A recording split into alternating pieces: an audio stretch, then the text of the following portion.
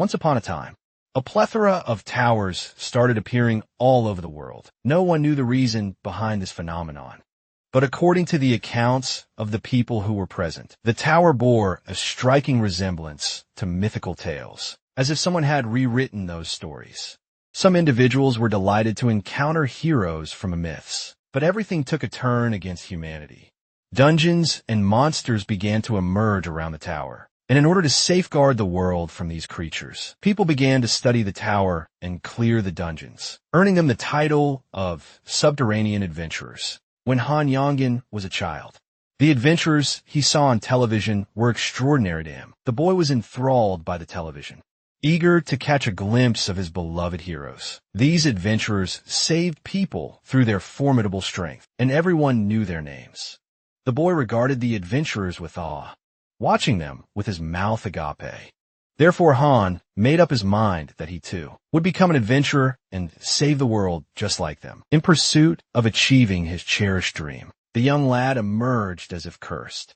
He immersed himself in the study of numerous volumes within the confines of his chamber, finding all of it intriguing and captivating. Day by day, Han's comprehension of mana and mutations grew. The lad dedicated himself to learning from his early childhood through his youth.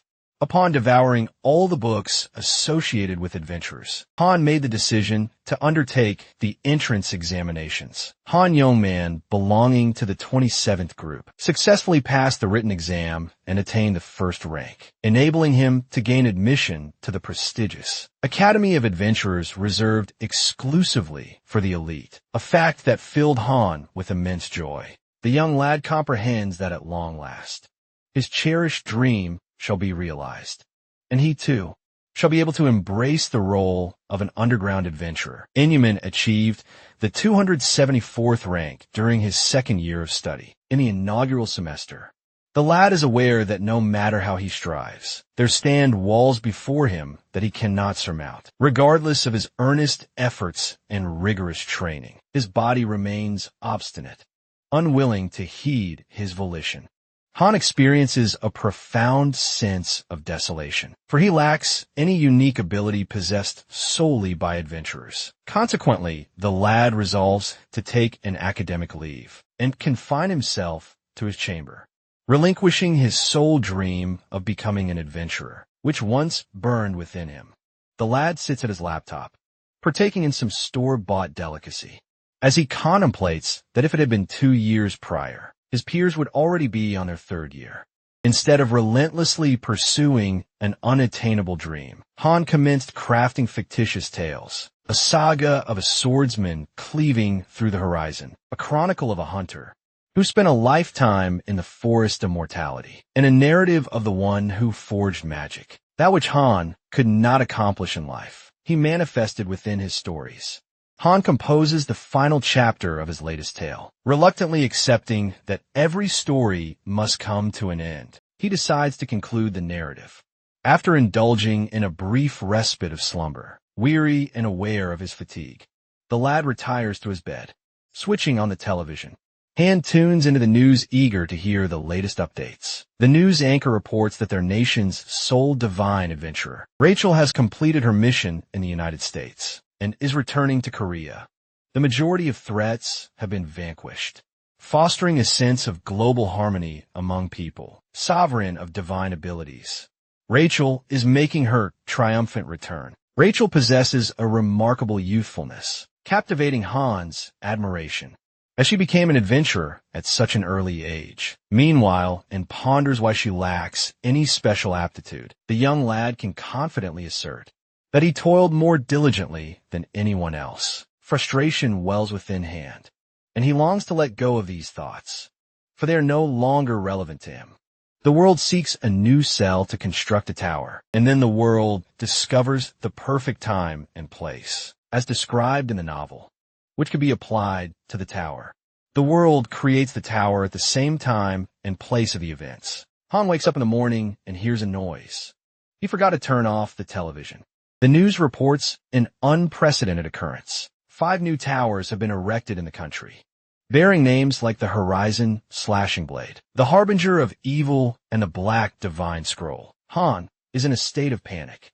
Subsequent news reports reveal that, just as they thought they were approaching peace, new towers and dungeons emerged. Urgent updates resonate as 2 additional towers have been discovered, bringing the count to 7.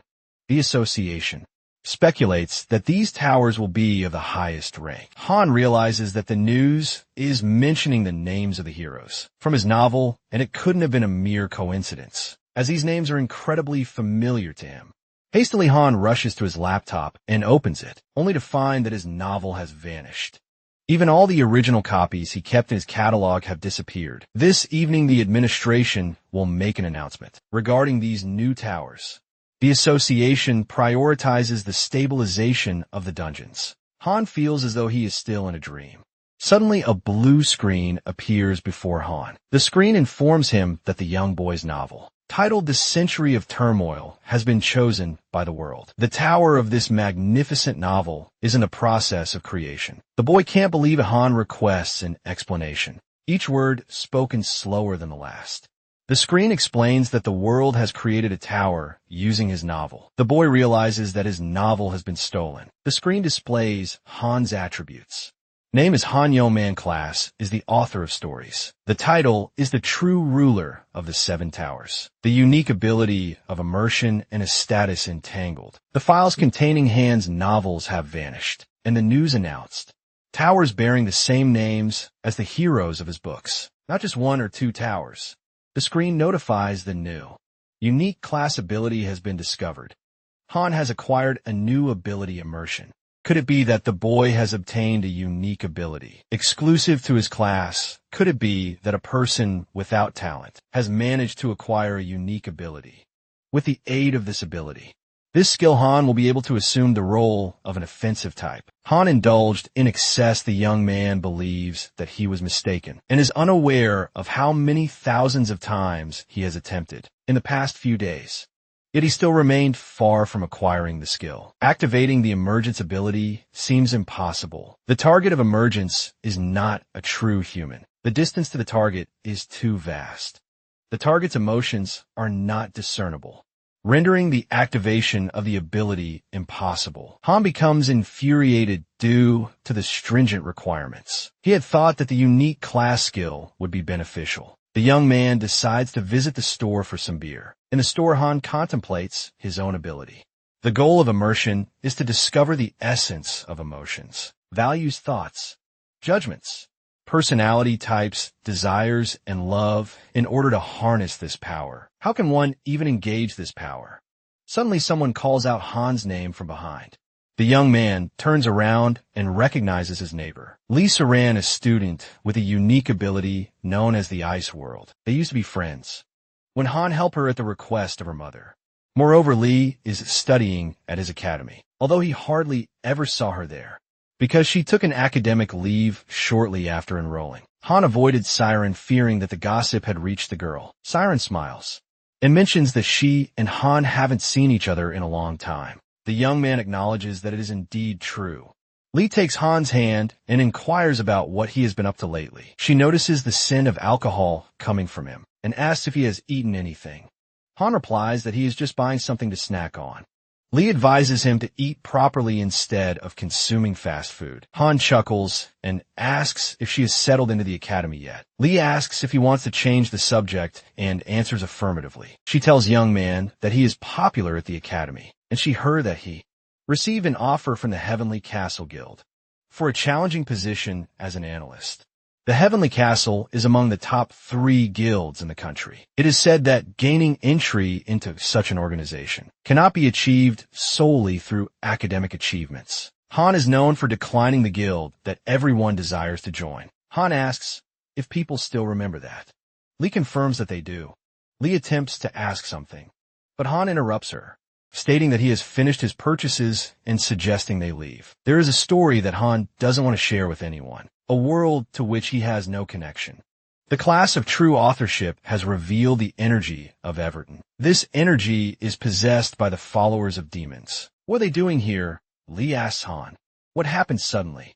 A follower of Everton's energy collapses. Lee wants to help him, but the young man stops her. Dark energy begins to emanate from the fallen man. Everton's follower has summoned a bloodthirsty wolf. Two demonic wolves appear and intimidate the people. Suddenly, a group of individuals emerges, the avowed enemies of the seven heroes, willing to make any sacrifice to achieve their goal. They are the followers of demons, fanatics from Han's novel.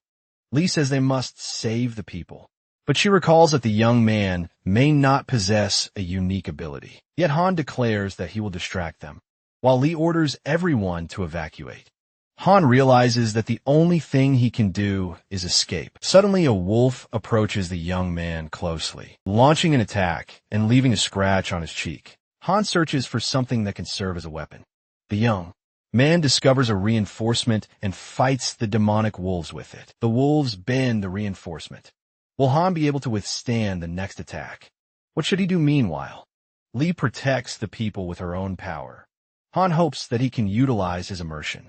At least for now, he recalls his novel, the story he has been writing every day for the past 2 years. That world and its heroes. He knows everything about this book. The strongest swordsman in the novel wields a blade that cleaves through the horizon. Kin decides to harness its power. The young man attempts to activate his immersion, but the power difference is too great. The use of this ability comes with a 100% chance of death. Han tries, but nothing works for him. He must choose another target for immersion.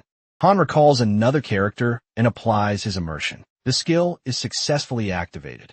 A tower is a fusion of stories and records. For instance, if a tower is based on Greek mythology, and the ruler of the tower is Hercules, then everything that happened to him in legends will occur in real life as well.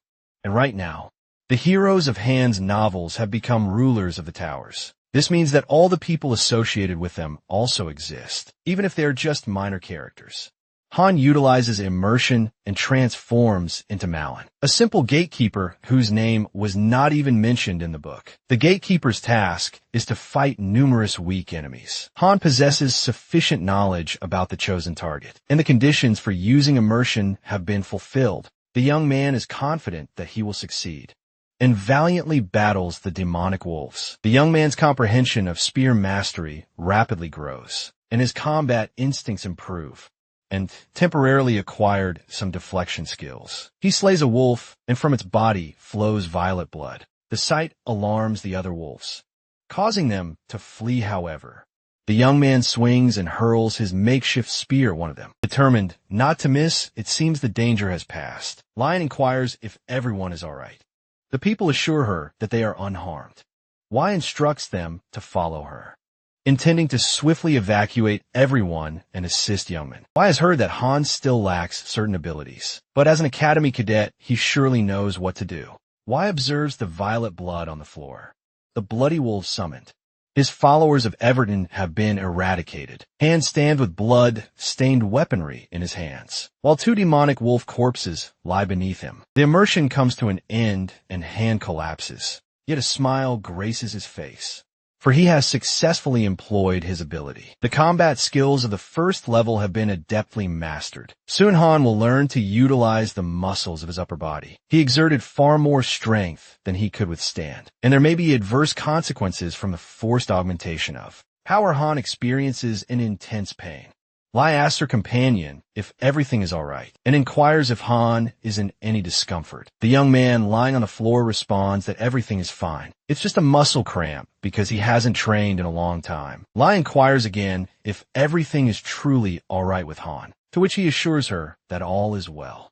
Wai asked the young man when he was in the academy, questioning whether he mentioned not possessing any particular skill. In Wai's opinion, Han fought quite skillfully for someone without an ability. Han rises and sees the wreckage throughout the entire store, with splatters of violet blood around. The young man can hardly believe his eyes. Did he really do all this? Han gazes at his blood-stained hands. Did he accomplish all of this with his own hands? The young man is genuinely delighted that he succeeded. His body moved instinctively after being cornered, and his training at the academy was not in vain. Han was unaware that the submersion ability could be utilized on secondary characters. Han's body can borrow the strength of any character, if it can handle the strain. But there are side effects to consider. Y is convinced that Han should see a doctor, but the young man insists that everything is fine. A little training will fix it all. At this rate, Han won't be able to use submersion. He needs to increase his endurance. Han, utterly exhausted from the encounter with the demonic wolves in the store, lies nearly beaten on the bed in his chamber. The sound of his phone disturbs him, and he switches off his gadget, displeased, feeling a tad remorseful. Han takes his phone into his hands and discovers a message from Saren, who apologizes to her friend, referring to him as a noble.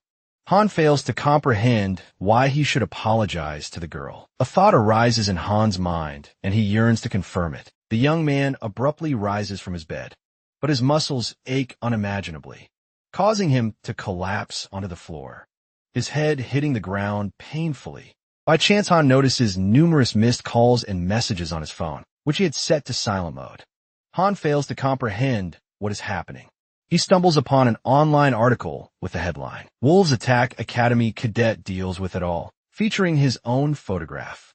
Han engages in a phone conversation with Saren. The girl expresses her deep regret, admitting she didn't want to bring it up, because Han dislikes dealing with the academy.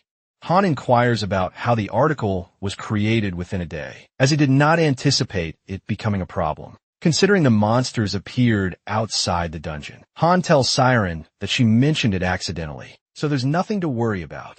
The article has accumulated a considerable number of comments. Some are negative, criticizing Han for resembling more of an unemployed individual than an academy student. We're suggesting that the weakest monster doesn't deserve a separate article. There are also comments expressing gratitude for the young man's rescue of people and their families. Han begins receiving messages of various content, with some people wanting to meet him and others asking him not to pretend to be a hero. One message in particular is from Han's instructor, inquiring whether the boy's ability has awakened. Han wonders, since when he became so intriguing to his instructor. Han converses with Siren over the phone once again. The young woman questions why he is silent, to which Han responds that he is simply lost in thought. Han promises to treat Saren to a meal 10 times, which surprises him a bit. But Saren is not at fault here.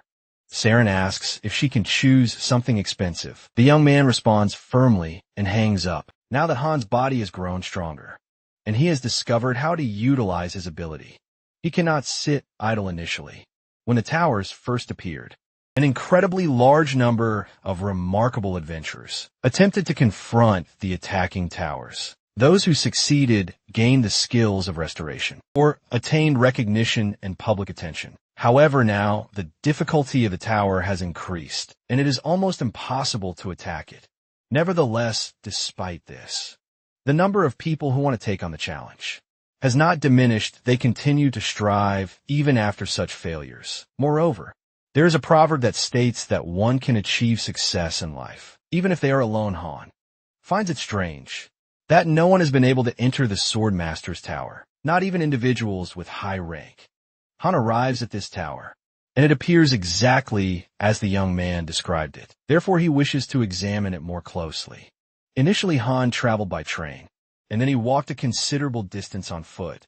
The young man grew weary, chastising himself for not training enough. Finally, Han reaches the tower without getting lost. He stands before a grand stone in front of the tower. Drawing nearer, he extends his hand and touches the stone, feeling the energy of one of the 7 heroes. For a hero, it is quite extraordinary to witness messages and missives in reality that were previously confined to computers, or within his mind. Suddenly, someone behind him apologizes, addressing him.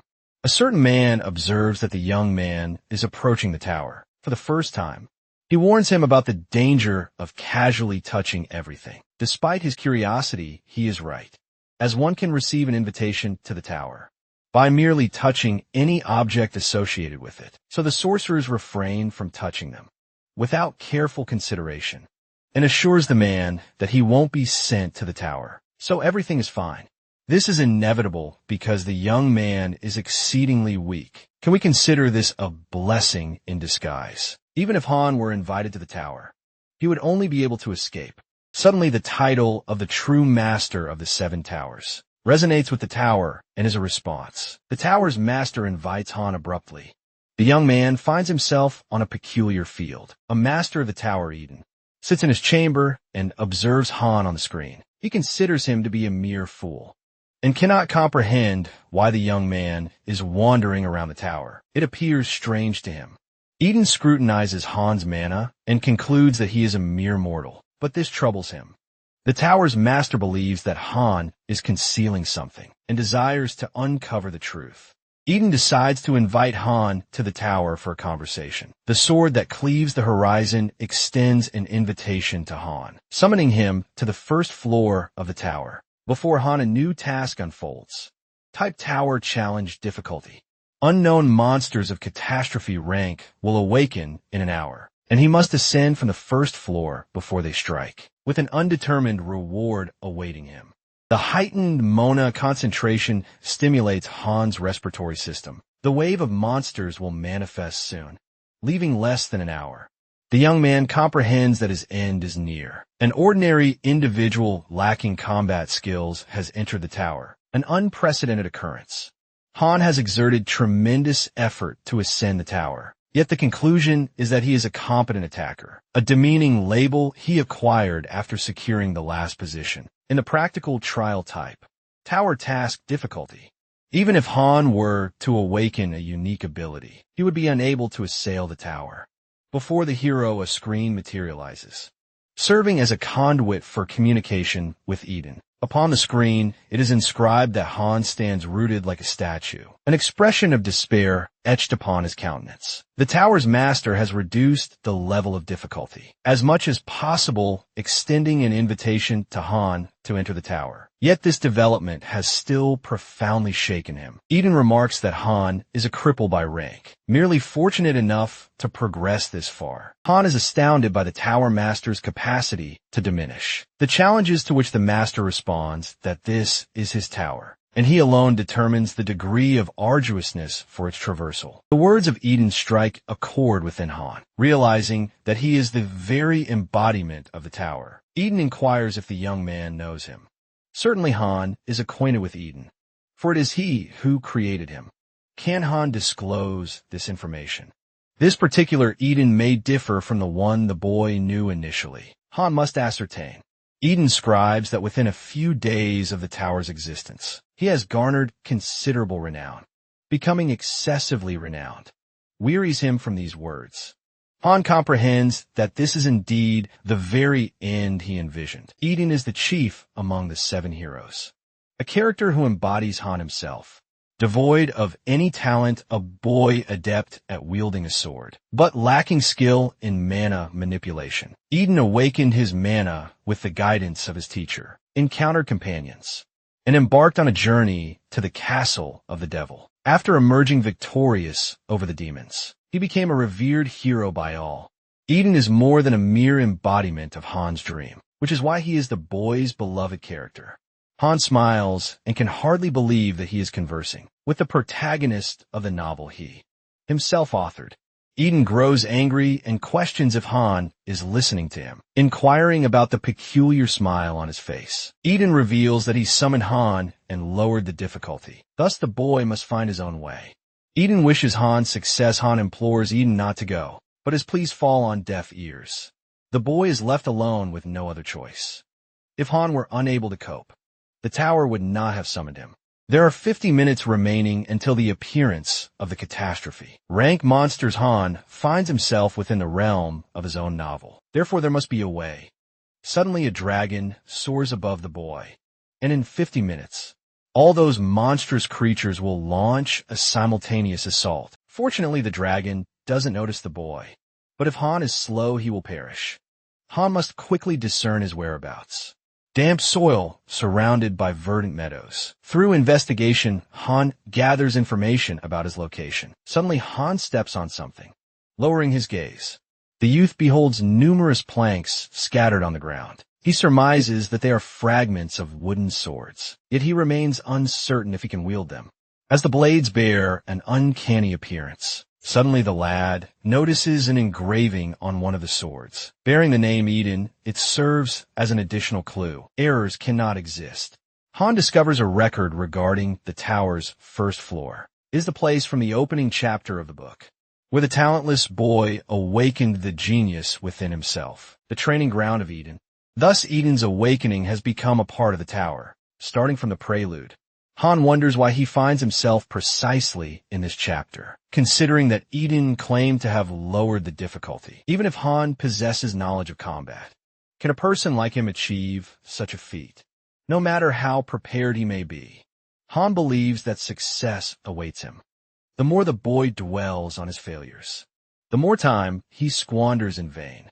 Han delves into the earth and uncovers something of significance. The lad discovers a plant that appears repulsively grotesque. This exquisite flora with a high probability will permanently augment his magical prowess by one. For Han, it is an authentic jackpot.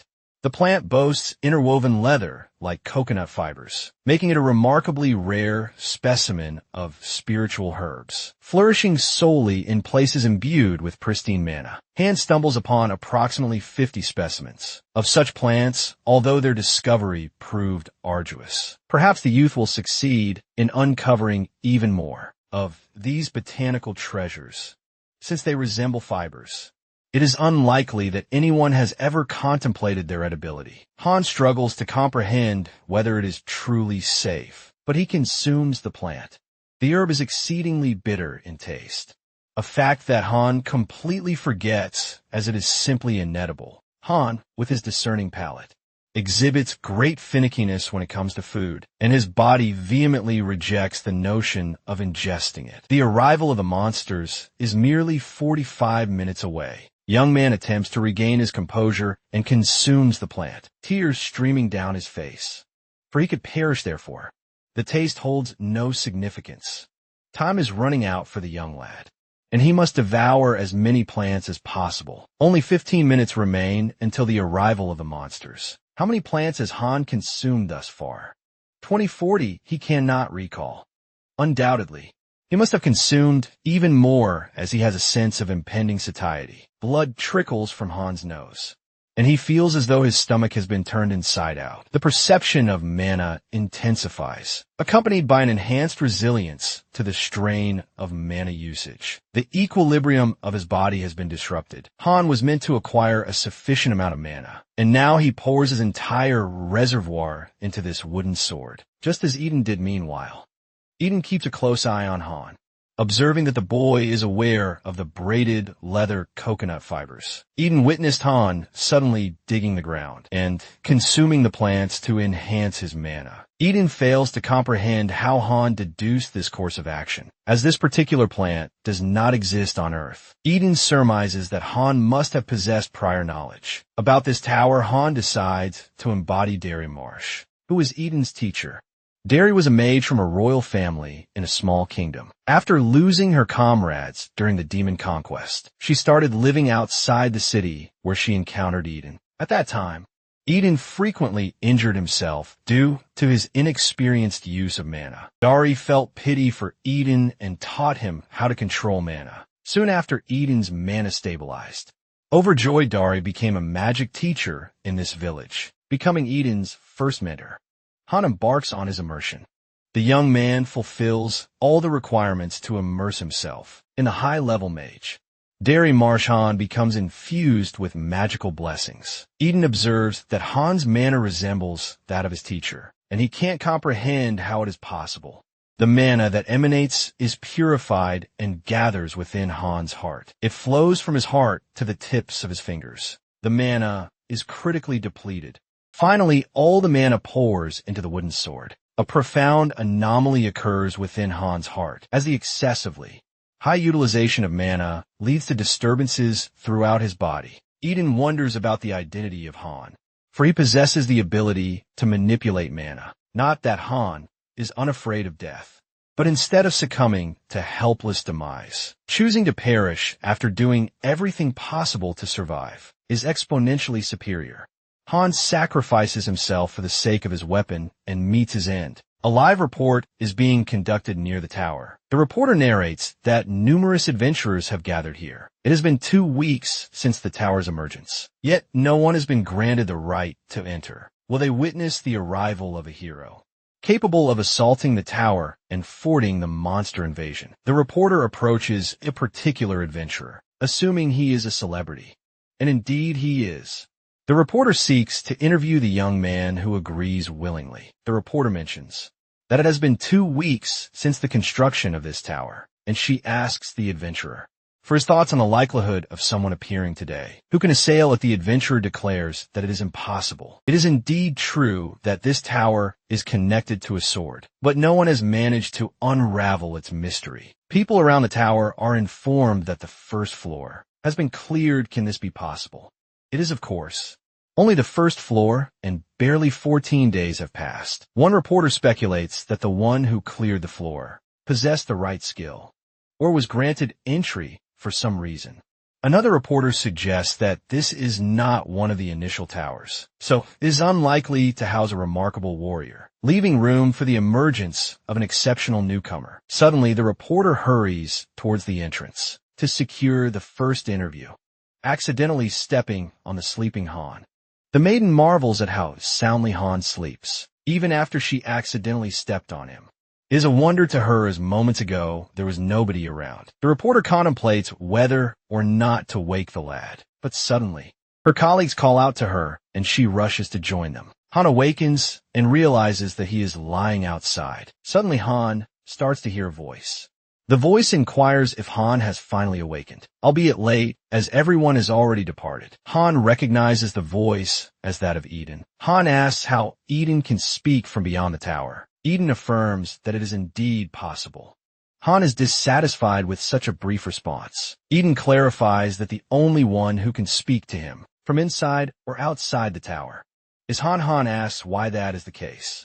Eden says that he himself is curious about it. Han thought that Eden would know everything being a part of the tower, but it seems he was mistaken. Eden says that regardless, Han has done well. Eden believes that having someone like Han as a companion could be a problem, but he tells Han that as long as the lad is by his side, he will not feel lonely. Han bids farewell to Eden, stating that it is time for him to go. But Eden enjoys conversing with Han and says that he will pursue the boy. Han asks Eden what he said. Eden advises to continue in the same spirit. Han does not understand what is wrong with his body. It is overflowing with mana, and his mana has increased 6-fold. The boy marvels at how it can increase so rapidly, and Han has acquired 7 new abilities. The boy rejoices in his progress. Suddenly Eden calls him a simpleton. Han asks him to give a warning before speaking. Eden calls Han a coward. Han states that anyone can be caught off guard if the heir starts talking. Eden tells Han that he has given him more than just skills, and asks him to look at his attributes. Han says that he has just looked at them. Eden demands that the boy take another look at his attributes. Han examines his attributes and pleasantly marvels. He is simply astounded by what he sees. Such a reaction was expected by Eden. Han no longer has any limitations on the use of mana. Han decides to test his new skills and abilities, and heads to the training center. Suddenly a soda can shatters in front of Han. He hears Eugene's voice calling him a degenerate and mentioning that they haven't seen each other in a long time. Eugel asks why Han decided to emerge only now. Han fails to comprehend the presence of this wretched Eugel. Han and Eugel are classmates of Yongman, and the latter possesses a rare and extraordinary ability. Eugel proposes another training battle. They have fought before, and Han tasted defeat. Eugel feared Han to some extent due to his slight intelligence, but now he sees nothing exceptional in him. Eugel labels Han as a devilish botanist and implores him not to meddle with the masters. Han never anticipated crossing paths with Eugel again. Eugel claims that he will defeat Han with just one strike and attempts to utter something.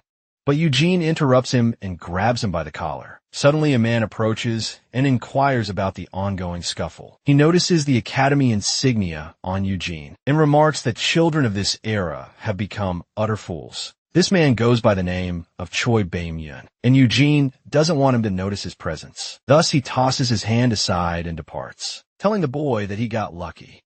But they will meet again. Han understands that he needs to restrain himself and focus on discovering his true strength. Eden tells Han that Eugel is indeed an outcast, and he should have at least struck Eugel on the back of his head. Eden inquires whether Han will easily let Yugel go. Han retorts that it's easy for Eden to say, but such imbeciles don't bother him. Right now, Han's main focus is to discover his own strength. The gates open, and Han finds himself in the combat assessment area. He chooses the minimum difficulty level. Eden questions why Han is acting all cool. After selecting the easiest mode, Han explains that they will adjust the appropriate difficulty level based on his abilities and magic, regardless of his choice. Taking things slowly and steadily is important. The weakest monster Galbot of rank F appears and selects a sword as his weapon. He senses his body becoming as light as during the use of immersion, and is curious to see just how much he has changed. The boy defeats Galbad in 3 seconds, surpassing his previous record of 32 seconds. As the record improves, his speed increases. Han is elated with his victory. Eden advises against getting complacent. Han agrees, recognizing the importance of staying vigilant. Another monster appears beforehand. The boy decides to focus and give it his all. Eugene notices that people are making noise near the screen and spots Choi Bae-myun among them. At last they met. An opportunity for Eugene to have a conversation with Choi. Eugene approaches the teacher and expresses his desire to learn from him. He asks if Choi could watch a video of his training battle. Choi replies that it will be challenging, but he has just found an interesting friend. Eugene is curious to know who caught the teacher's attention, and he sees Han. Choi addresses Han through the microphone. Eugene shouts to the teacher that he is better than Han. The virtual chamber into which Han entered governs all 5 senses. Sometimes the task may be to endure many hours in extreme cold. One can even deeply experience the fear of death. Hence, most test participants succumb to intense fear. Eugene cannot understand what is wrong with him. Could he be completely fearless? Don't the horrors affect him at all? Participants always try to avoid terror and fight against it. Choi wonders whether Han is fearless or simply ignorant. Choi tells Han through the microphone to approach the monster a little closer, as that way he will be able to see its weak spot. Han fails to comprehend what Choi is discussing. Does he really expect Han to approach such a terrifying monster? Right now, nonetheless. Han decides to proceed and notices something on the monster's neck. Han surmises that it must be the weak spot. Gathering his strength, he channels all his might into the strike and delivers a blow to the creature's vulnerable spot. The battle lasted 4 minutes and 50 seconds. Han emerges victorious over the Iron Wolf. The audience is enthralled. Choi is elated, while Yujiro is slightly bewildered by what has just transpired. Eugene can hardly believe that the person before them was truly Han. Youngman Choi asks Eugene if he knows this young man. Eugene responds that he knows him to some extent. Han, exhausted, exits the training room. Eden inquires if the young man got tired so quickly. Eden calls Han weak, but acknowledges that for someone weak, he performed admirably. Han asks whether it is a compliment or an insult. The truth is, Han took a 2-year hiatus, and his physique is rather feeble. If he had trained his body, it would have been easier for him to employ submersion. Han could submerge Eden, but he is confident that he certainly won't submerge himself. In such an arrogant personality, Choi approaches Han and states that he has observed Han before and believes that the young man performed admirably. Choi notices that Han's swordsmanship style resembles that of an academic, so he asks if Han is a student. Han inquires about Choi's identity. Choi explains that he is simply a representative of the academy, and suddenly Eugene approaches from behind Choi and mentions that he used to attend the academy, but is currently on academic leave. Han expresses his dissatisfaction with the inadequate teaching methods of the academy instructors. Choi asks if the instructors exhibit such blatant discrimination towards their students, but Choi adds that it is fortunate and proposes that Han becomes his teacher. Upon hearing this, Yujiro becomes greatly infuriated. Choi proposes to teach Han not only swordsmanship, but also hand-to-hand combat or even spear techniques, and anything else the young man wishes to learn. Han is taken aback and supposes that Choi holds the title of master of everything, but he dismisses such a possibility and declines the offer. Choi asks if Han does not trust him and asserts that he will make him believe. Choi desires to personally study Han and determine what suits him best. Choi endeavors to delve into Han's mind Choi delves into Han's mind, perceiving nothing extraordinary in the young man's magic. Meanwhile, Han experiences unbearable pain and struggles to breathe. He cannot comprehend what exactly Choi is doing and why he is targeting him specifically. This situation infuriates Han. He realizes that he must compel Choi to leave his body. As quickly as possible, the hero's magic defends Han, launching a counterattack against his adversary. Choi observes that this young man is highly intriguing. Han learns that the individual who penetrated his mind is none other than Father of Adventurers, Choi Bae-myun. Cho's magic proves to be far more potent than Han had envisioned. Han considers Choi a mere monster in comparison to himself. Choi concludes his investigation of the young man and suggests that he should become his disciple. Eugene observes the events unfolding as he always does. In Eugene's opinion, Eugene believes that he works harder and possesses more talent. Yet all the attention is directed towards Han. Choi remarks that Han has been fortunate. The following day, Hans simply rests by the computer. Choi had told him that he needed to prepare something, so Han should take a little break. For when their training sessions begin, Han will be begging for mercy. However, according to Choi's belief, the training won't even end if the young man were to die. Han decides to gather strength and gather information for now. Suddenly, he comes across news that all the academy instructors have been dismissed, and he suspects that Choi is behind it. Additionally, the young man sees the prize that has been prepared for the winner of the potion, making competition, and it is nothing more than a stone. Eden states that it is no ordinary stone. It is Bastium, a rare or found in the Ark of Ruin. Bastium is an ancient shard, evidence of the existence of God. Despite the fact that the royal family greatly values this ore and purchases it every year, they have managed to gather only 30 kilograms. That's how precious this mineral is in Han's novel, even though in reality it resembles an ordinary stone. Eden becomes angry that Han refers to Bastium as an ordinary pebble, as it is highly valuable. And who on earth came up with the idea of making a prize in the competition? Eden inquires of Han whether he possesses the skill to concoct potions. Han confesses that their relationship has not been amicable. From the very beginning, Eden declares that from this day forth, a hellish preparation shall commence. For he desires Han to obtain Bastium at any cost. Han is left in a state of shock, as the competition is merely a week away. The remedies, also known as potions, are objects used for the healing of the wounded.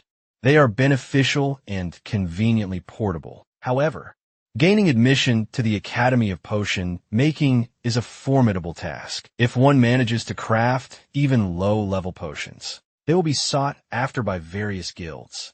The Han successfully concocts potions on his first attempt and marvels at his achievement. The young man reaches the first level of mastery in Imperial Alchemy. Han prepares a restoration potion, a rather ordinary one that relieves fatigue, accelerates regeneration, and swiftly heals minor wounds. After that day, Han immersed himself in the company of a low-ranking alchemist. For 2 hours, if there was one thing he failed to consider, it was the fact that Eden is an extremely diligent worker. Eden always exhorts Han to toil ceaselessly until his last breath. Han felt as though his mind would burst with the weight of these profound insights. Distinguished individuals, including Master Reynold's son, graced the competition. It was said that seasoned masters were not eligible to participate, yet they all gathered here. Han believed that the enigmatic mineral would not captivate them. While adventurers bring forth various materials, from towers and dungeons, craftsmen shape them into wondrous artifacts. The association bestowed the title of Master Craftsman upon only 38 individuals, among whom they selected the top 8, and bestowed upon them the prestigious title of Master Craftsman. Han is reluctant to return home empty-handed. Eden suggests that if Han has time to think about other participants, it will be better to read a book, as their goal is Bastium. Han grows weary of Eden and decides to consume another potion. Suddenly, a young boy approaches Han and remarks that he has never seen him before. Boy inquires about the potions in Han's hands. Han responds that they are fatigue relief potions. The boy remarks that the competition did not allow the participation of the finest craftsmen, but he never imagined they would even let in stray dogs. Just then the boy is summoned, and he departs. Han is deeply offended by the way he was referred to, and promises Eden that he will achieve victory at any cost. The participants are given a span of 2 hours to select herbs, and concoct potions the battle commences. The participants exhibit considerable skill, considering this is a competition among enthusiasts. The competition boasts costly and state-of-the-art equipment. Everyone is bustling about, engrossed in their tasks. But the boy who offended Hand notices that Hand simply stands idle. Doing nothing, the boy presumes that Han is honing his mental faculties. Amidst the competition yet, the herbs must be gathered immediately, upon the commencement of the contests. The boy chooses not to interfere and proceeds with his own affairs. In the training chamber, the workers engage in repair work. Following Han's training session, the apprentice Choi is deemed quite gifted. It was then that Han managed to nullify Choi's skill, indicating that he possesses an ability of the same caliber, or even surpassing it. Han delves into Ariana Pepper, a direct disciple of the most eminent alchemist in the novel. Ariana may not have been the most intellectually astute, but she excelled when it came to precision and mana control. Ariana was acutely aware of her shortcomings. She devoured over 100 books a day, filling the gaps in her knowledge. Ariana managed to inherit the knowledge ascendancy. Han imbibes the elixir from Ariana in order to acquire a vast reservoir of knowledge. Han finds himself in a state of weightlessness, immersed in a library brimming with volumes of knowledge. Will Han be able to absorb all this knowledge? The disparity in levels is immense, causing Han's head to split with pain. Yet he must endure. The hero's mana fills the void of magical energy, temporarily transforming Han into an alchemical master, elevating his knowledge and expertise. Han's energy differs greatly from what it was during the study of alchemy. Eden is not yet accustomed to Han's abilities. The task is accomplished, but Han would have achieved nothing had it not been for the training he underwent last week. Just as Han begins to prepare the potion, he realizes that all the ingredients have been taken, leaving only poisonous plants. Eden suggests concocting a toxin. Eden speculates that Han could earn a lot of points if he prepares a potion capable of killing even a colossal monster. Han spots the Astandalopia plant, a unique specimen that induces intense heat when consumed. The veins will melt if the flower undergoes special processing. There is also the rare barium plant, whose fruit transforms into a slimy membrane upon heating, used for treating external wounds, but deadly poison if ingested.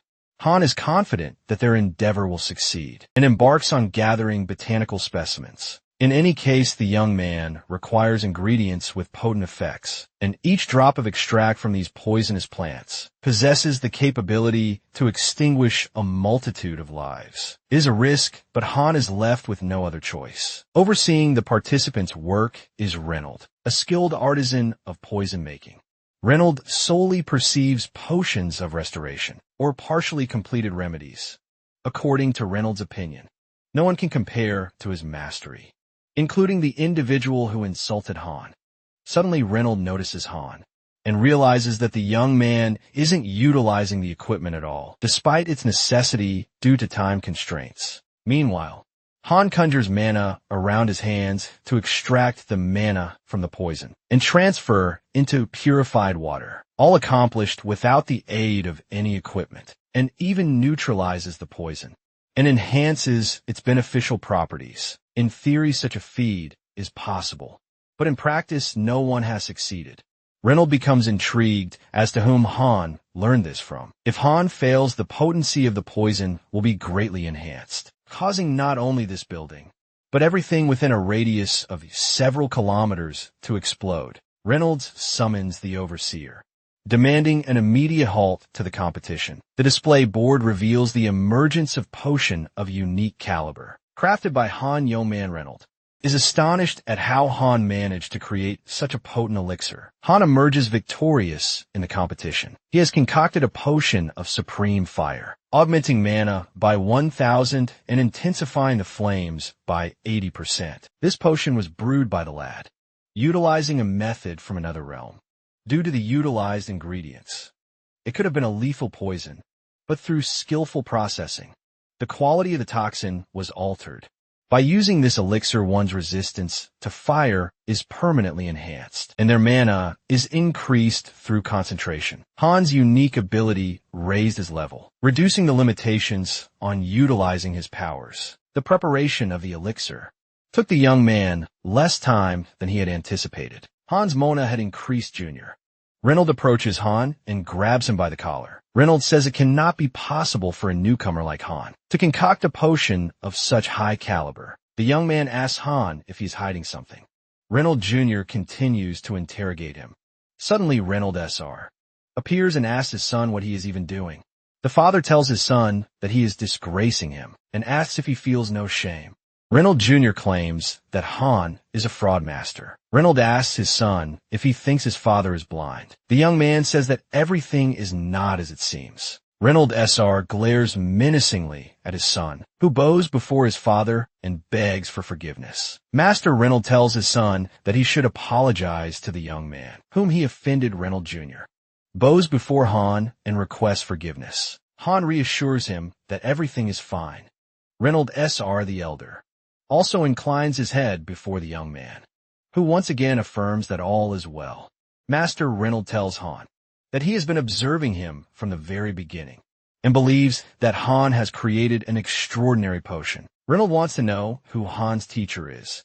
Han replies that he learned on his own, which astonishes both the father and the son. Suddenly, a man in a suit approaches with a microphone and tells Han that it is time for him to ascend the podium. Han proceeds, while Master Reynold can hardly believe that such a talent existed. In such a small country, Reynold considers Han a promising youth. The father praises his son, who promises to work even harder upon returning to his homeland. The awards ceremony commences, where the victor is presented with a trophy and accolade. The award is bestowed by Choi Baem-jun, the father of adventurers, which astonishes Han. Choi presents the award to Han. Han inquires why his teacher is present. Choi understands that Han participated in the competition through the stone and also possesses the skill of potion making. Choi inquires of Han where he studied alchemy. The young man replies that he learned on his own and that this stone is of great importance to him. Choi was unaware of Han's skill and potion making, and Han continues to astonish his teacher. Choi asks Han if he joined the guild before becoming his apprentice. Han responds that he did not do so. Choi points to the stone that Han won and asks if the boy participated in the competition. Because of this object, Han states that it is a valuable or despite its unassuming appearance. Han then asks his teacher if he happens to know anyone with a rank higher than a master craftsman. Choi asserts that none of them will bother with some random stone. The young man clarifies that it is not just a stone but an ore, and Choi can comprehend this if he examines it through the eye of an adventurer. For Choi, this little gem is merely a trinket, and he is not entirely inclined to utilize his unique skill for its sake. However, Han implores him to take a look at least once. Reluctantly, Choi employs his expertise to gather information about the stone. This is a stone of a singular class, amplifying and preserving mana while transforming it. This mineral conceals its rightful owner, as it can only be possessed by the worthy. Choi comprehends that even the organizers of the competition were uncertain about the exact nature of this mineral. Yet Han participated in the contest. But how did he guess if it were a matter concerning Choi personally? He would have delved into the boy. Han doesn't understand why his teacher remains silent. Choi decides to keep an eye on Han for now. The teacher believes that his student will become incredibly strong. Choi states that he will convey to the master that Han needs assistance, but they must wait for a month. The young man expresses his gratitude. Choi advised his disciple to take a break, but the latter decided to engage in it. The teacher tells the boy that if he feels sad, he can go for a stroll with his friends, as he awaits arduous training. Han hasn't been in touch with his friends for a long time, and he is unsure if he deserves to reconnect with them. Han hasn't seen his only friend from the academy in 2 years. Suddenly, Han receives a call from that same friend Temin. He isn't prepared for such a call, but he can't ignore it either. Suddenly, Han sees Temin standing nearby. The friends are equally surprised. Timon never expected to reunite with his friends so effortlessly. They hadn't communicated for such a long time. It's remarkable how the friends found themselves in the same place. A young man is named Kong Timon, either the first or second rank at the academy, right from the start. He demonstrated exceptional performance in all subjects. He is a multi-talented individual, excelling above all in swordsmanship. His skills are more than sufficient for venturing into the dungeons of rank A. Timon tells Han that their entire group chat erupted with excitement when he mentioned meeting Han. They are filled with envy. Han remarks that there is nothing to envy here. T-Man adds that Yuna will join them shortly. As soon as she reads the message, Han asks with surprise for further clarification. Yuna informed T-Man that she is not far away. Strolling nearby, Han never expected to see his friend so soon, and he is certain that Yuna will be thrilled. Han successfully navigated through his hardships. Thanks to Yuna's support, it was not easy for her. When they ceased communication, T-Man requests Hand to share with Yuna how he occupied himself during all this time. Suddenly it becomes apparent that a devotee of the devil, an accursed individual affiliated with the Everton Association, is approaching nearby. One must rescue someone from a curse, and the reward for it is information about Everton. Han does not harbor any intentions of killing. Corrupted mana swirls around. Timon also senses it, but this mana is eerily familiar and drawing near. Yuna enters and rejoices at seeing young man. Han recalls how Yuna saved him once. Once upon a time, Han was walking through the academy and overheard gossip about himself. 3 boys were discussing how Yuna achieved the top rank in the entrance exams, despite lacking talent, and he was still allowed to deliver a speech. One of the young men remarks that Hans should be ashamed. Hans swiftly passes by those lads and confronts one of them. The lad trips Han, and he falls down the stairs. Suddenly, Yuna appears and questions the young men about their audacity, demanding an apology, while adding that if they gather to speak behind others' backs, it is better to remain silent. Yuna states that, unlike them, young man diligently studies, referring to the young man as trash. One of the young men becomes furious at being called that, and at the mention of his friends. The young man's friends calm him down, saying that it's none other than Yuna, the daughter of the guild master of the Heavenly Palace. The lad declares that he doesn't care and remains unflustered. In response, Yuna raises her middle finger. Then Yuna inquires if Han is all right and if he's had his lunch. Yuna and T-Man had a wager, and now T-Man owes Yuna a treat. So Yuna suggests asking T-Man to buy something for them. During those challenging times at the academy, Yuna became Han's closest companion. After his admission, Tang T-Man and Ki Yuna were known in many departments of the academy. However, they still targeted Han, as the first and second ranks in the practical exam, associated with a failure like Han, were intertwined. Engaging in physical confrontations within a classroom was prohibited, yet they resorted to regular exams and training battles to discourage others from picking on Han. Thus, he was grateful for their support and regretted their actions. Yuna inquires about the situation with the boys. T-Man mentions that it seems Yuna fell ill because she wasn't like this last time. Yuna reassures her friend that everything is fine. The doctor confirmed she's in good health. Han asks Yuna if anything has happened to her recently, and if she had been anywhere. Yuna narrates that the academy was preparing for an expedition into the dungeon, and she went for a preliminary exploration. Their objective was solely to enter the dungeon, so the professors accompanied them. It was then that Yuna noticed that the dungeon appeared ordinary, despite its recent emergence. Suddenly, the girl caught sight of something resembling blood on a stone and reached out to touch it. Only to be repelled, she thought it might be a trap or illusion. Han tells the girl that her mana is too entangled to perceive it as a mere illusion. Yuna asks Han why he speaks such dreadful things. As she is genuinely fine, Han tells Yuna that Timon is right, and they cannot leave it just like that. Han wants to examine Yuna, but the girl says that so much time has passed since their last meeting, and apologizes for the inconvenience. Han reassures her that everything is fine, and asks her to sit quietly for a moment. Han unleashes his mana, and his friends witness its healing properties. The Everton organization is a group that worships demons, capable of casting curses.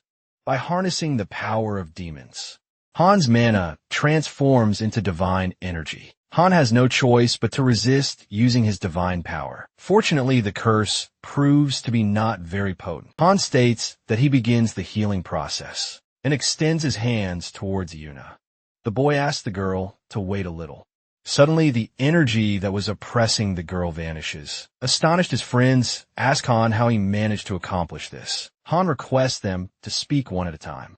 Han expresses to Yuna that he has received her assistance every day. Thus, he apologizes for making such a trivial mistake. Temin inquires if it was a healing power just now. Yuna states that she had heard rumors, but didn't know for sure that this ability existed. Han responds that this ability is always different, and he is unaware of its specific name.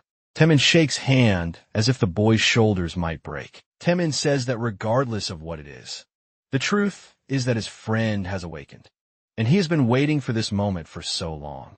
Temin congratulates Han. Yuna is moved and expresses that she has always believed that Han would be able to accomplish it. The girl mentions that she probably needs to get Han's autograph and searches for a piece of paper. Temin asks Han if he plans to throw a party after graduation and remarks how much Han has grown. Keeman inquires when Han intends to return to the academy. Han reveals that he wants to leave the academy because he is currently training with a teacher and needs to focus on his practice. The friends, astonished, ask who Han's teacher is. Han says that he may disclose that information later, although he himself believes he will never be able to tell his friends that his teacher is Choi. Han apologizes to Taemun and Yuna for not keeping in touch, expressing that they are his most precious friends. Yuna reassures him that there is nothing to worry about, and she is simply glad that Han is doing well. And mentions that they haven't met in a long time, and from now on he asks Han to always call for any reason. Han assures them that he will indeed call, and he is very excited to meet his friends, expressing his deep gratitude towards them. Han, exhausted, collapses at home with a large teddy bear he won from an arcade machine with his friends. It has been a long time since Han last had such leisurely fun for his act of breaking Everton's curse. Han receives a reward information about Everton. The young man learns that Everton is planning a new expedition into the Academy's underground. There are 15 days left until the expedition. This information signifies that Yuna and T-Man could be in danger. The young man decides that he needs to call the professors, but he is hindered by the possibility that Everton's followers might find out and alter their tactics. Han tries to calm himself down, resolving that he must first stop them, as Everton is an organization he himself created. The young man deems it necessary to engage in this matter, regardless of any obstacles, as he does not wish for people, especially Yuna and T-Man, to suffer because of him. Han believes that he can no longer rely on their assistance and desires to defeat Everton within 15 days. When Han enters his training room, he can't contain his excitement. The young man considers this room even superior to the one in the academy. Choi presents Han with a pendant crafted from Bastium. Choi suggests starting the training and advises Han to warm up his body. Han steps into the room where the doors locked behind him. The teacher has decided to make the room dirty. Choi pondered at length why he had to instruct Han. The teacher surmised that his student had likely mastered all the theory at the academy and believed that the young man needed practical experience. Hence, he contaminated the room with poison mana within. Han became extraordinarily sensitive. Sticky energy sought to engulf him. Han collapsed, unable to control his body. And what energy lies in the underground? Choi stated that even if it were a virtual reality, it would be difficult to withstand. Choi insisted that Han must first acclimate to the contamination before venturing into the underground. Choi implored Han to reveal what he was concealing. Han struggles to breathe, yet he must gather himself. Han begins to sense that his breathing has somewhat stabilized. The young man stabilizes faster than his teacher had anticipated. But even so, it is only the beginning. The underground is an ecosystem distinct from the real world, and it holds great allure for monsters. If someone dies in the underground, their remains leave only apparitions, and the energy of these apparitions contaminates the underground. Such polluted depths can even prove fatal to a person. Choi tells Han that he won't have time to conceal his unique ability. Han has never before encountered contamination of this nature. This complexity is not something that Han can endure through sheer perseverance alone. Han's mana protects his vital organs from the contaminated energy. The young man slowly reaches his limit. Han spends a significant amount of time in the poison room without utilizing his abilities. Choi is eager for Han to use his powers, but the boy is in no hurry to do so. Han states that the teacher should have informed him from the very beginning that he could use his abilities. Choi dislikes how Han jokes about it, and he remarks that the underground is no laughing matter. Meanwhile, Eden observes Han and believes that he is handling things well. But Eden thinks that if he were to subject the boy to trials, he wouldn't last a minute. Eden hints at the hero's mana being on a different level. Divine energy is not the only thing that can stand against the devil. The hero's mana is a highly purified energy possessed by only 7 heroes, and Han employs this mana. Choi believes that the boy is finally utilizing his unique ability. Han can resolve the pollution issue through purification and harnesses the power of a priest. Divine energy swiftly heals Han's body. Choi speculates that it is a power that borrows strength from spirits, and in such a case Han will lose consciousness. Han informs his teacher that he is prepared. Choi is astonished that the boy hasn't lost consciousness yet. Choi begins to consider that Han used a different ability than he initially thought. The teacher has never encountered anything like this before. Han has been in the training room for 3 hours and 28 minutes. Choi refers to the boy not as a human, but as a monster. Han considers it a compliment. Choi states that it is not a compliment, but an expression of admiration. The teacher instructs the student to stop pretending to have difficult times and to rise, and remarks that he indeed has challenging times. Suddenly, Choi enters the training room and announces that fencing training will commence now. The boy inquires if the training will start precisely at this moment, and the teacher's words surprise him. Choi says that today he will finish his work a little later. Han stands in the restroom, admiring his muscles that have significantly grown after intense training. Moreover, he managed to acquire information about the Academy's planned visit to the dungeon which he intends to explore. The excursion is scheduled to take place in a week. Fortunately, this particular dungeon is of the lowest difficulty level. The students will even have personnel to protect them, and the professors will accompany them as well. Could it be that they are going so far because of Everton? Han has prepared a lot for the confrontation with Everton, thanks to the training with his teacher. Not only has Han's physical prowess improved, but also his mana processing speed. Now Han can attempt a moderate level of diving. He was supposed to be weak, but there has also been improvement in alchemy.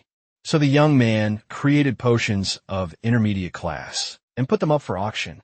He earned a large sum of money from the potions and decided to visit the artifact shop to purchase high-quality equipment with the earnings from selling the potions.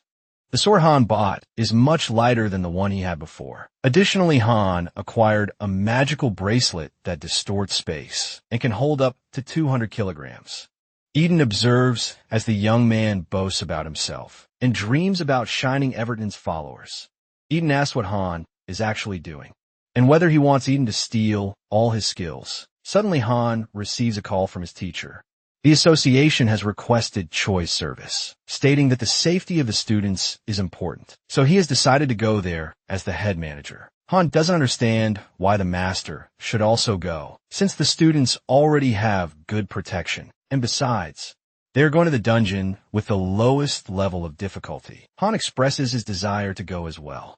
Initially, the teacher hesitates, but the young man persuades him, and Choi agrees with the condition that Han stays close by. Han rejoices, but the teacher reminds him not to forget that visiting the dungeon is an extension of his training. After a week, the young man informs T-Man and Yuna that he will also join them in the underground. T-Man asks if Han plans to appear as a monster. Meanwhile, Everton's followers cannot understand why. The curse that was placed on Yuna has disappeared, as she was clearly trapped. Everton's followers have prepared seeds that they will plant when the group descends into the dungeon. Han arrives earlier than anyone else to embark on the excursion, when suddenly Saren approaches him from behind. The girl inquires about what brought Han here. The young man asks about her presence, whether she is here to join the excursion. Saren firmly responds that she was chosen because she received a scholarship, except for Yuna and Timo.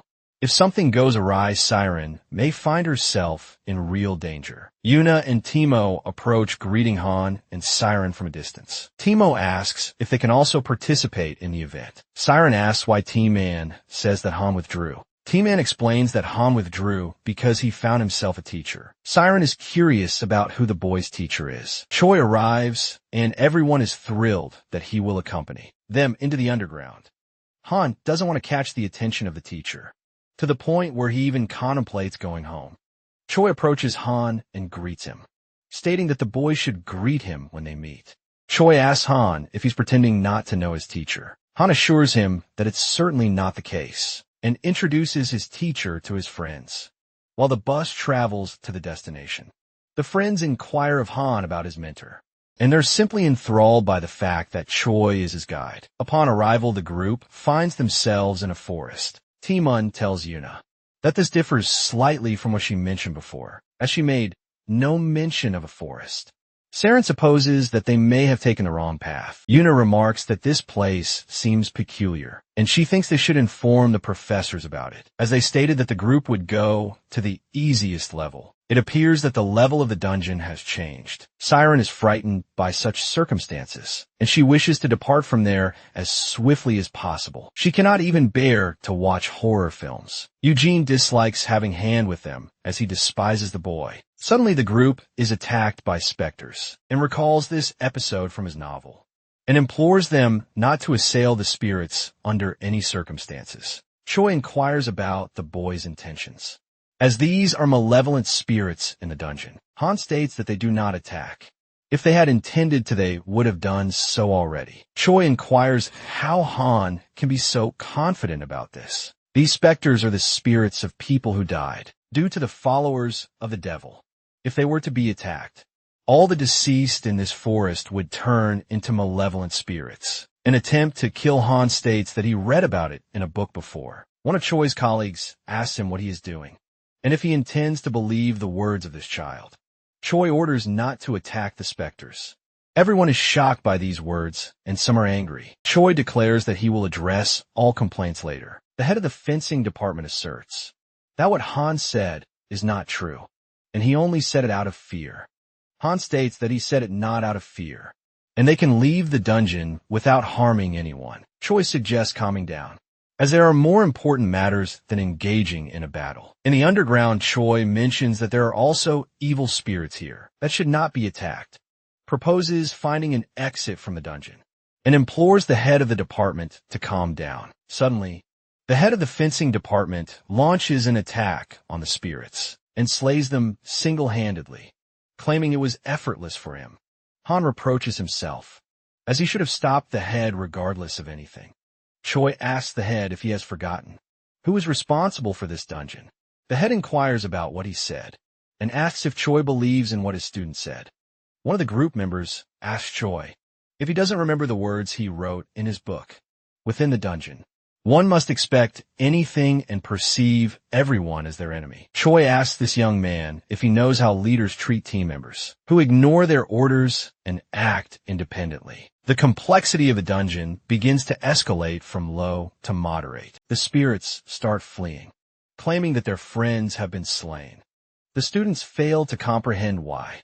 Director Choi hesitates in this matter, even though it seems that these spirits lack the ability to attack. The mist grows denser. Choi asks Han for his thoughts. Han questions whether they should intervene, but it is already too late. All the dungeon spirits transform into malevolent entities and seek vengeance for their fallen comrades. Temin falls to the ground, questioning the nature of these creatures. The head of the department drops to his knees. Coughing uncontrollably, Choi requests Saren to assist in repositioning the head of the department, as it will be problematic if he perishes. Choi asserts that if the spirits have turned into malevolent entities, he can intervene. Han counters that it won't work, and requests to handle the matter himself. Nervously, Choi asks Han if he plans to do nothing, while the spirits attack their people. and explains that he is familiar with this dungeon, and if they were to engage these spirits, they could transform into far more malicious beings. Han desires to protect his friends with his own strength, as he knew only to rely on himself. He implores Choi to trust him as he can save their friends. Choi agrees. Choi bestows upon Han a ring, stating that he will intervene if the young man fails. This exquisite ring of illusion is exceedingly rare, capable of altering the user's appearance through mana manipulation, and even creating clones when necessary. Choi acknowledges Han's strength, but emphasizes the need for him to feign weakness and play a role. Han declares his willingness to take on the task, acknowledging the significant risk involved, as the spirits have transformed into malevolent entities. Nonetheless, he must proceed, as it was his actions that led those children to become what they are. Now, these children were forsaken by their parents, either used as human shields in war or left to perish in solitude. They have suffered far too much, and it is not a brawl that they require. What these children truly need is rest. Hand on the ring and submerges himself into the temple of the heretic, Michel Condor, a figure who spent his childhood under the care of priests. In a small sanctuary as a priest himself, the young man has saved countless souls. Beyond the temple's confines, Michel, a higher-ranking clergyman, instills doubt in Han's mind as to whether he will be able to prevail. Han catches sight of Ariana, who prays for him and observes the events, and marvels at how Ariana ended up there. Han receives a small crucifix. The boy transforms into an intermediate-level character. For the first time, the illusion ring has granted Han the appearance of Michel. Choi witnesses Han's magic, which reminds him of the magic the boy used during his initial training, but appears more potent. How did Han achieve such power in just 2 weeks? Choi believes this child is truly a prodigy. Han, embodying Michel, ascends into the heavens, and the malevolent spirits retreat from the radiance emanating from him. A golden rain descends, inflicting harm upon the spirits. As the students gaze upon Han, they perceive him as a saint, unable to fathom his origin. For Michel appears exceedingly resplendent in their eyes, even if the children have transformed into malevolent spirits due to the ill treatment they endured. Han, as the author of their story, must protect them. The malevolent spirits begin to weep and transfigure into children. Han has harnessed a power far surpassing the abilities of his mortal form. The young man reverts to his original form and collapses onto the ground. Choi kneels beside him, and Yuna inquires what she can do for her friend. Choi remarks that such an outcome was to be expected, as it is surely arduous to exhibit such power in such a short span of time. Choi has never witnessed such potency, accompanied by such adverse effects. Han lies motionless, drenched in blood. Choi urges haste in transporting the young man to the hospital and sending a request for restorative elixirs to the association. Suddenly, Everton's servants appear, proclaiming their intent to assist by deploying explosives. The Everton servants proclaim that if the group wishes to survive, they must surrender the 8th hero. Choi commands the students to ensure Han's well-being and swiftly transport him to the hospital. One of the servants shouts that they won't allow anyone to leave this place. Choi confronts the person and states that he needs to go to the hospital, inviting them to visit him another time. Han awakens in the hospital. Choi polishes an apple and inquires about sleeping for 3 days. The first thing Han asks is if everyone is safe. Choi informs him that a saintly figure appeared and saved them all. Choi reveals to Han that he passed out and frightened them all. Choi was concerned that Han would perish while utilizing that skill. Choi reveals that he has some distressing news. Han inquires if anything happened to his friends. Choi asks if Han ever told his parents about leaving the academy, because Choi informed them. This angered Han, and he referred to Choi as old. Choi asks what Han means by calling him old, since Han was supposed to tell him about it. At some point, Han and Choi argue, and the nurse requests them to maintain silence in the hospital. Han decides to pay a visit to his parents, whom he hasn't seen since he took an academic sabbatical nearly 2 years ago, all because of Choi. Han's parents even hung a poster in the village where he joined the academy. What has happened has happened. Han thinks He should bow his head to the ground and beg for forgiveness. Han indulges in the food prepared by his mother, his favorite dish. His mother suggests that perhaps he hasn't had enough and offers dessert. The young man says he will vomit if he eats any more. His father sternly states that his son not only took an academic sabbatical, but also left the academy. Despite the tremendous effort the young man put into getting admitted there, the father adds that the underground is perilous, and leaving the academy was a misguided idea. The mother asks Han about the possibility of finding a proper and secure career, as she heard that an underground facility appeared near their home 2 months ago, and she is genuinely frightened. The father states that life outside the house is hazardous and orders his son to stay indoors. It was precisely 2 months ago that Han's novel was plagiarized without permission, and that's how the first part of this man went. Well, guys, if you like this video and you want a second part, comment below with the word part 2. Also subscribe to the channel. Hit the bell and like the video. But most important, leave a comment until the next video.